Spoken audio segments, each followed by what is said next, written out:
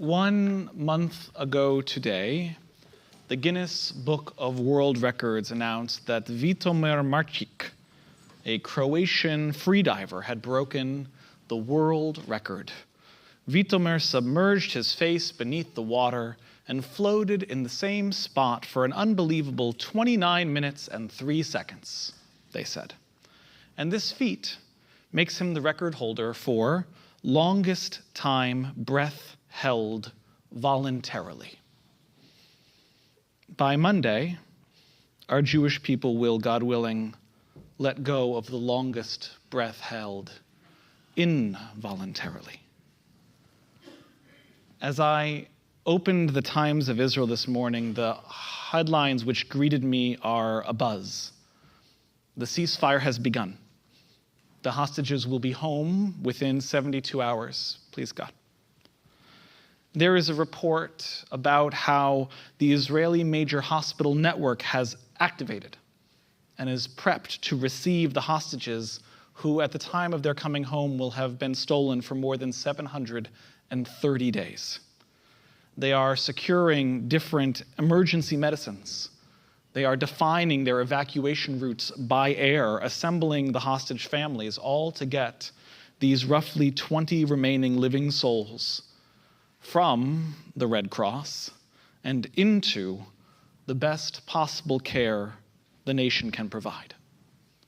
And at the exact same time, the National Center for Forensic Medicine is preparing to receive the 26 hostages who were murdered in captivity.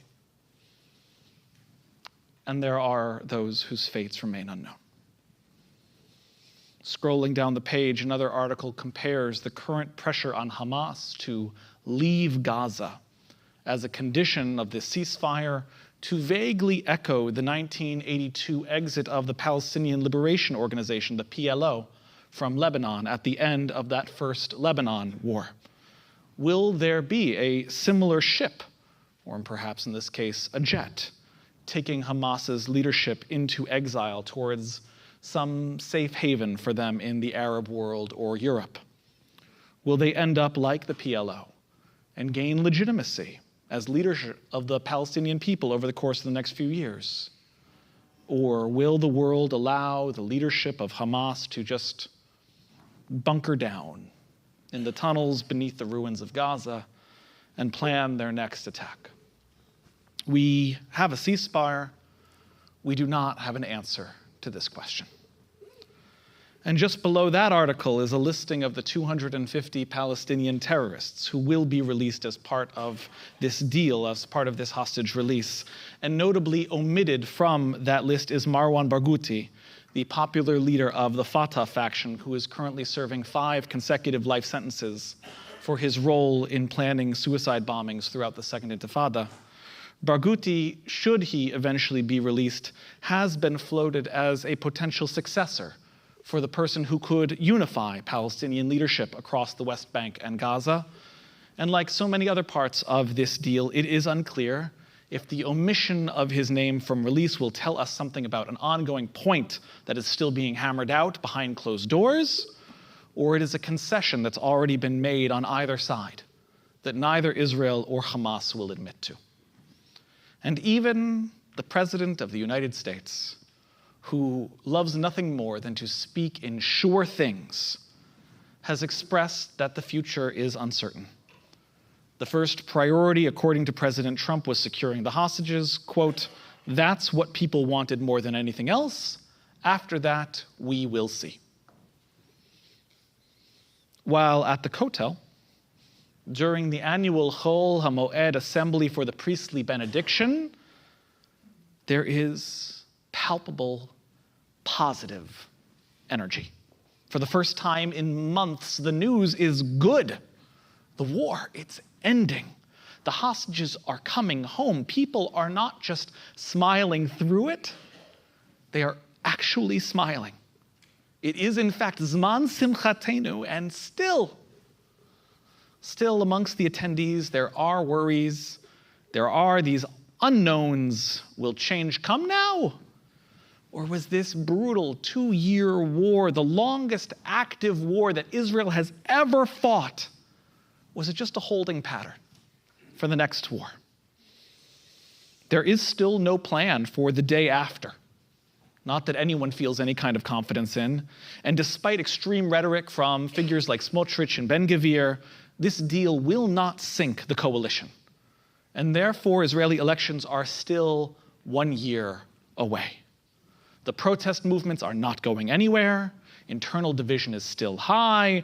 And the diaspora must speak alai, says one man who's being interviewed by the journalist. Put the question away for one moment, he says. He is the equivalent of a modern-day pilgrim standing at the Kotel. He turns and says, "This is all that we have been praying for. This is all that we have been waiting for." Just breathe. Just breathe. I'm reminded of a terrible joke. A man is on his way to his final interview for his dream job. Everything's going according to plan. But when he arrives, he can't find parking anywhere. Time running out, he turns to heaven. "God, I swear, give me a parking spot. I'll give all my money to tzedakah. I'll go to shul every Shabbat. I'll learn to rap tefillin. A spot opens up right in front of him. Never mind, God, I found one." It's a terrible joke. But for 2 years now, we've prayed. We've held our collective breath. We've gone to bed dreaming of this. We've woken up praying for this. Here it is. It's not perfect. Peace deals are never perfect. But are we so ungrateful? Are we so bereft of thanksgiving in our hearts that we cannot, even before they are back with us again, simply live? Simply live in this moment. Must we who do not have the power to change the outcome, must we immediately jump ahead to the next crisis? We have not even had the chance to say these words, Baruch Ata Adonai, Matir Asurim, with them home yet. Let us live in this. Let us breathe in this. It feels like it has been 2 years since we took a real breath. I know the answers will come. They always do. Time marches on. Time will tell. And we, like our ancestors before us, we will learn about the future. And we will learn what the next crisis is. And we will learn about the price of this deal because we will live it. Is there a generation that has not had its questions? That has not reached the end of an all-consuming moment and gone, well, now, nu, ma? What next? To be part of our Jewish people is to know that as much as we wish we could, we don't get to read ahead into the next chapter of our story. And do not misunderstand that. That is not a nihilistic perspective. That is not a despairing teaching. That is not pessimism. This is a reminder of our resilience, of our hope. The Jewish future has never been clear. Not in this generation, and not in any previous generation, and yet, here we are. Still, here we are. And during the first disengagement from Gaza 20 years ago, this phrase was taught in hawkish circles around Israel, but it has taken on a life of its own as a slogan in the decades since. It goes, Am hanetzach lo mepached miderech arucha. The eternal people are not afraid of a long journey. These next few days, this is not the time to be afraid. This is not the time to be afraid of what comes next. This is a time for gratitude. This is a time for joy, for what we have, for the prayers that we offered that were answered, for the captives that are coming home redeemed, for shalom, for brief and imperfect as it may be, it is nevertheless shalom. And in a few days, we'll start our prayers for something new. I want to close with a brief word of Torah, a text that was sent to me by Rabbi Lior Alandi, who was ordained in Israel but now serves a congregation in New York. She asks that we turn our attention to the book of Nehemiah, which in part describes the return of the exiles from Babylon to the land of Israel. The captives have come home, and for the first time in generations, they are free to celebrate the holiday of Sukkot. And Nehemiah writes, V'asu kol hakachal, and the entire congregation, hashavim min hashvi, the kidnapped ones, the captives, Sukkot yashvu basukot. They built themselves Sukkot, and they dwelt in their sukkahs.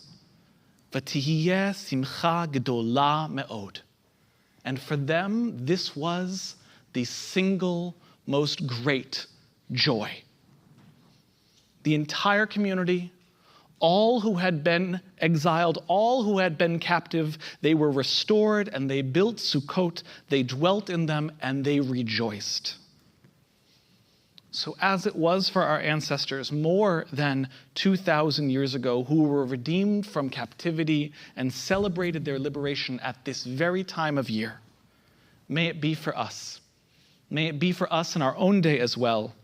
May our hostages, both the living and the dead, be restored to us within these sacred days, please God.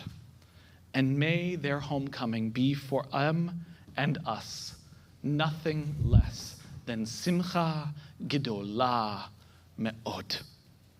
Shabbat shalom. Moadim lesimcha.